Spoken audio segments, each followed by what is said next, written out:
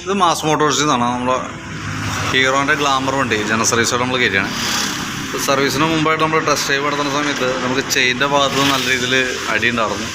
പിന്നെ front break നമുക്കൊരു കംഫർട്ടല്ലായിരുന്നു, ഒരു ജാം ആവുന്നൊരു കണ്ടീഷൻ. ആക്സിലേറ്റർ കേബിൾ ചെറിയൊരു ടൈറ്റ്, അതൊക്കെയാണ് നമുക്ക് കംപ്ലയിൻ്റ് ആയിട്ട് ഒന്ന് ഫീൽ ചെയ്തിട്ടോ. അപ്പോൾ നമ്മൾ സർവീസുമായി ബന്ധപ്പെട്ട് എൻ്റെ ബാക്ക് ബ്രേക്കൊക്കെ നമ്മൾ ചെക്ക് ചെയ്യാൻ വേണ്ടി അയച്ചിട്ടുണ്ട്. അപ്പോൾ ബ്രേക്ക് ചവിട്ടിയിട്ട് നിൽക്കുന്നില്ല എന്നുള്ളൊരു കംപ്ലയിൻറ്റ് പറഞ്ഞിട്ടുണ്ടായിരുന്നു.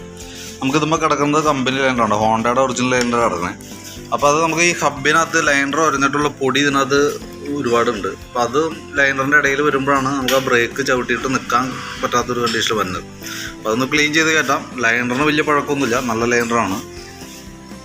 അതേപോലെ തന്നെ ചെയിൻ്റെ ഭാഗം നമ്മൾ നോക്കുമ്പോൾ ചെയിൻ നല്ല രീതിയിൽ ലൂസായിട്ടുണ്ട്. അതായത് ഇത്ര ലൂസാക്കിയിട്ട് ഓടിച്ചു കഴിഞ്ഞാൽ ചെയിൻ്റെ ലൈഫ് ഒരുപാട് വ്യത്യാസം വരും കേട്ടോ. ഒരു പെട്ടെന്ന് കുറഞ്ഞു പോകും, പെട്ടെന്ന് കംപ്ലൈൻറ്റ് വരും. കമ്പനി പാർട്സുകളാണ് ഹീറോൻ്റെ ഉപയോഗിക്കണമെങ്കിൽ കൂടി കറക്റ്റായിട്ട് നോക്കിയില്ല എന്നുണ്ടെങ്കിൽ സാധനം കംപ്ലൈൻറ്റിലേക്ക് പോകും. കാരണം എന്ന് വെച്ചാൽ ആദ്യത്തെ ക്വാളിറ്റി ഒന്നും ഇപ്പോൾ ഉള്ള പാർട്സുകൾക്കും ഒരു പാർട്സുകൾക്കും ഹീറോൻ്റെ പ്രത്യേകിച്ചും ഇല്ലാതെ പ്രത്യേകം നോക്കാം. അപ്പോൾ കറക്റ്റായിട്ട് ചെയിൻ ടൈറ്റ് ചെയ്ത് പോയില്ല എന്നുണ്ടെങ്കിൽ ചെയിൻ്റെ ലൈഫൊക്കെ ഒരുപാട് കുറഞ്ഞു പോകും. അപ്പോൾ കാര്യമായിട്ട് അടിക്കാൻ നോക്കരുത്, ഇടയ്ക്ക് കയറ്റിയിട്ട് ടൈറ്റ് ചെയ്യുക. കാരണം എന്തായാലും നമുക്കൊരു മാസമൊക്കെ ഓടുമ്പോഴത്തേക്ക് അത്യാവശ്യം ചെയിൻ ലൂസാവും, ആവറേജ് ഓട്ടമുള്ള വണ്ടിയാണ്. അപ്പോൾ ചെയിനൊന്ന് ടൈറ്റ് ചെയ്ത് പോകണം കേട്ടോ, പ്രത്യേകം ശ്രദ്ധിക്കണം. പിന്നെ എയർ ഫിൽറ്ററിൻ്റെ ഭാഗം നമ്മളൊന്ന് അഴിക്കണുണ്ട്. എയർ ഫിൽറ്ററൊക്കെ മാറ്റേണ്ട ടൈമിലേക്ക് എത്തിയിട്ടുണ്ട്. അത് നമുക്കൊന്ന് ചേഞ്ച് ചെയ്തിടാം. കാരണം വെച്ചാൽ നമുക്ക് ഓൾറെഡി നമുക്ക് പൊല്യൂഷൻ എടുക്കേണ്ടതായിട്ടുണ്ട്. അപ്പോൾ എയർ ഫിൽറ്ററും പ്ലഗ് നമുക്ക് ആ കൂട്ടത്തിൽ മാറ്റണം. കാരണം പൊല്യൂഷൻ ഓൾറെഡി പാസ്സായി കിട്ടണമെന്നുണ്ടെങ്കിൽ അത് ചെയ്യണം. പിന്നെ കാർബറേറ്റർ നമുക്കൊന്ന് ട്യൂൺ ചെയ്യാനുണ്ട്.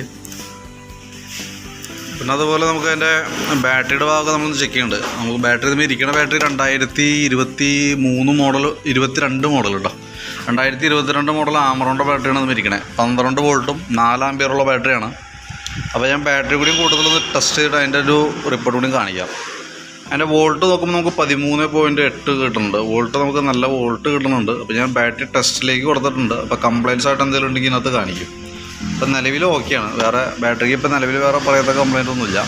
പിന്നെ ഓയിലിൻ്റെ ലെവൽ ചെക്ക് ചെയ്തിരുന്നു, ഓയിൽ ലെവൽ കാര്യങ്ങളൊക്കെ ഉണ്ട്, കുഴപ്പമില്ല. പിന്നെ പ്ലഗിൻ്റെ കേസ് പറഞ്ഞിട്ടുണ്ടായിരുന്നു, പ്ലഗ് നമുക്കൊന്ന് ചേഞ്ച് ചെയ്യേണ്ടതായിട്ടുണ്ട് കേട്ടോ. പിന്നെ അതേപോലെ തന്നെ ആക്സിലേറ്റർ കേബിൾ ടൈറ്റാണ്. അപ്പോൾ നമുക്കത് ആക്സിലേറ്റർ കേബിൾ മാറ്റണം.